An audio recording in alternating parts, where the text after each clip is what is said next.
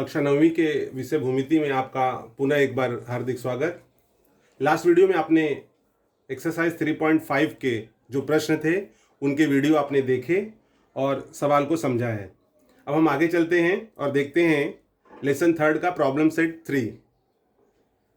विद्यार्थियों, आप देखोगे कि जो पहला प्रश्न है वो बहुविकल्पीय प्रश्न है जिसको मल्टीपल चॉइस क्वेश्चन कहा जाता है। 4 आपको आंसर दिए हुए, उसमें से कोई एक आंसर ढूंढना है। उस प्रश्न को आप स्वयं हल कर लोगे। अब हम आगे चलते हैं और शुरू करते हैं क्वेश्चन नंबर 2 से। तो देखिए, प्रश्न दिया हुआ है कि समद्विबाहु त्रिभुज ABC में AB बराबर है AC, BD तथा CE दो माध्यिकाएं हैं, तो सिद्ध करो कि BD इक्वल्स टू CE। आकृति के माध्यम से देखते हैं। कहा गया है कि जो त्रिभुज है वो समद्विबाहु त्रिभुज है। समद्विबाहु त्रिभुज क्या होता है? जिस त्रिभुज की दो भुजाएं समान हो उस त्रिभुज को हम समद्विबाहु त्रिभुज कहते हैं। और इसमें आपको दिया हुआ है कि समद्विबाहु त्रिभुज है जिसमें AB और AC ये दो भुजाएं जो है वो समान दिया हुआ है, और हमें सिद्ध करना है कि BD और CE इस त्रिभुज की माध्यिका है। तो हम सिद्ध करें कि ये जो दो भुजाएं हैं ये समान होंगी। तो समान कैसे होंगे? अगर हम इसमें त्रिभुज ABD, देखिए ये त्रिभुज ले लेते हैं, यदि हम ABD ले लें और दूसरा त्रिभुज है ACE, इस त्रिभुज को ले लें, मतलब ये बड़ा वाला ADB और ACE, इन दोनों त्रिभुजों को सर्वांगसम सिद्ध करें। सर्वांगसम सिद्ध करेंगे, दोनों त्रिभुज अगर यदि सर्वांगसम सिद्ध हो गए तब हम कह सकते हैं कि भुजा BD सर्वांगसम है भुजा CE, सर्वांगसम त्रिभुज की संगत भुजाएं, और इस प्रकार से हम बता सकते हैं कि BD और CE सर्वांगसम है। सर्वांगसम सिद्ध करने के लिए हमें कम से कम 3 पॉइंट्स को ढूंढने होते हैं। तो 3 पॉइंट्स आप आकृति में देखोगे, 3 पॉइंट्स हमें मिल सकते हैं। जैसे अब यहाँ पर है, एक पॉइंट आपको मिल गया कि ये दिया हुआ है। अगर ABD दिखोगे आप, उसमें तो भुजा AB दिया हुआ है, और AEC या ACE लेते तो उसमें भुजा AC है, मतलब AB सर्वांगसम AC, एक पॉइंट मिल गया। दूसरा है कोण BAD, ये जो कोण है A वाला कोण ये, और फिर अगर हम लेते हैं इसमें EAC, इसमें भी A है, दोनों में सामान्य कोण मिल गया, 2 पॉइंट मिल गया। तीसरा पॉइंट आपको इसमें ढूंढना होगा। तो तीसरा पॉइंट लाने के लिए आगे चलिए हम शुरुआत करते हैं कि किस प्रकार से थर्ड पॉइंट आएगा, और जब तीसरा पॉइंट हमें मिल जाएगा तो फिर हम ये जो हमें सिद्ध करना है उसको हम बता सकते हैं। तो देखो, इसमें है चूंकि BD माध्यिका है तो D क्या हो जाएगा? इस रेख का मध्य बिंदु हो जाएगा। उसी प्रकार से CE माध्यिका है तो बिंदु E क्या हो जाएगा? AB का मध्य बिंदु हो जाएगा। तो चलिए शुरू करते हैं। देखिए, यहां दिया हुआ है कि बिंदु D रेख AB का मध्य बिंदु है। यहां रीजन दे देंगे हम, माध्यिका परिभाषा द्वारा।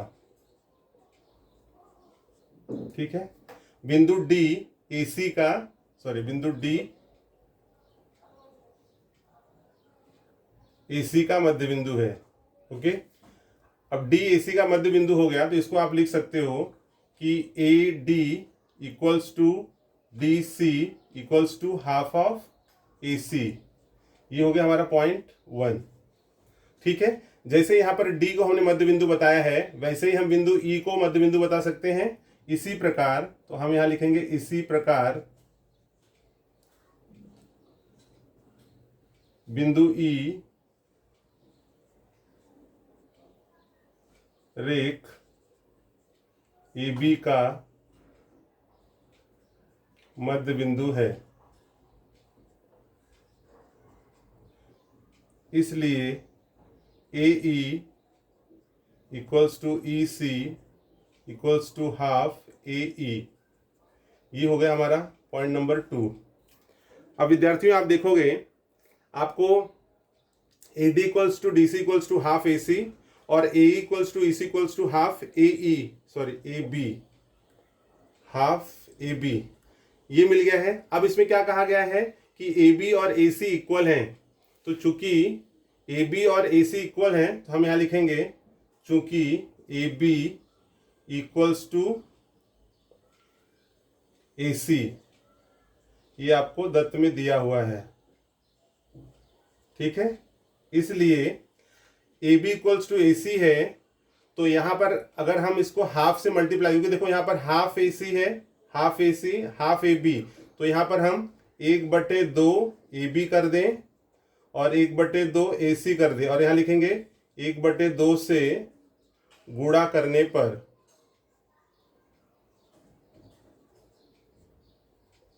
यहाँ पर हमने गुणा कर दिया, देयरफॉर हाफ ए बी। तो आप देखो यहाँ पर हाफ ए बी हमें क्या मिल रहा है, ए ई मिल रहा है, यहाँ पर ए ई है, ए ई और इसी दोनों है, तो हम यहाँ पर ए ई लेंगे, और यहाँ हाफ ए सी क्या है, ए डी, तो यहाँ पर हम ले लेंगे हाफ ए बी करना है, तो ए E equals to half A C है तो ए डी। तो जैसे अभी यहाँ पर 1 2 ये हो गया हमारा, इसको आप 3 दे दो, ये पॉइंट 3, ठीक है। तो इसको आप दे दोगे 1 2 तथा 3 से, ओके, और ये नेमिंग कर दो आप, 1 2 तथा 3 से हो गया, देयरफॉर इसलिए A E equals to A D, ये हमें मिल गया है, और इसको आप दे दो नंबर 4। आई होप स्टूडेंट्स आपको इतना समझ में आया होगा। अभी जो नंबर 4 है ये हमें मिल गया है, तो अब हम यहां पर लेते हैं 3 को और छोटा सा कर लो थोड़ा, ओके, यहां पर एक लाइन ड्रॉ कर देते हैं और इस तरफ देखते हैं हम। देखिए हमें इसमें लेना क्या है, हमें 2 त्रिभुज लेना है, त्रिभुज एक है हमारा ए डी बी, त्रिभुज ए डी बी तथा त्रिभुज ए डी बी लिया है हमने, तो यहां पर हम लेते हैं ए सी ई त्रिभुज या ई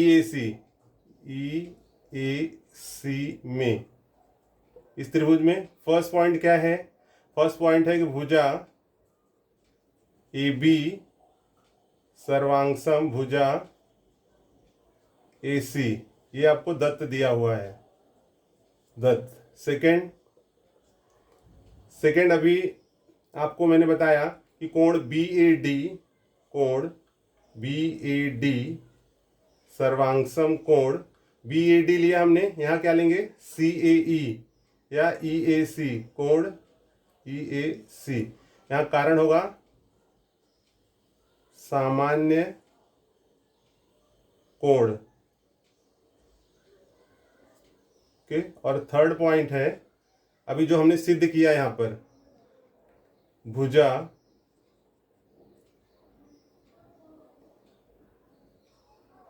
ए ई सर्वांगसम भुजा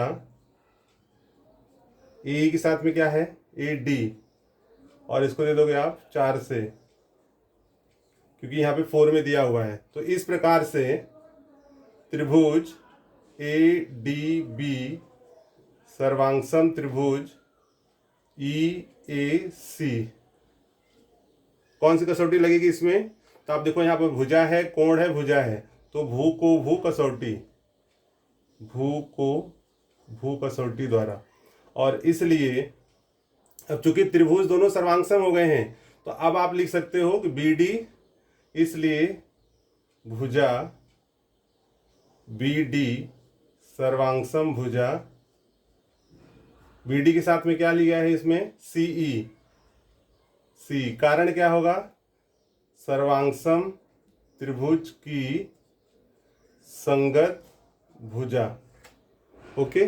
तो इस प्रकार से विद्यार्थियों आप देखोगे कि जो आपको सिद्ध करना था, इसलिए बी डी इक्वल्स टू सी ई, ये हमारा सिद्ध होता है। आई होप स्टूडेंट्स आपको सवाल समझ में आया होगा। आप सवाल को ध्यानपूर्वक देखिए और उसे समझिए। यदि वीडियो आपको पसंद आए तो इसको लाइक करिए, शेयर करिए, सब्सक्राइब करिए, साथ में बेल आइकन दबाना न भूलें, जिससे आपको समय समय पर नया वीडियो मिलता रहे।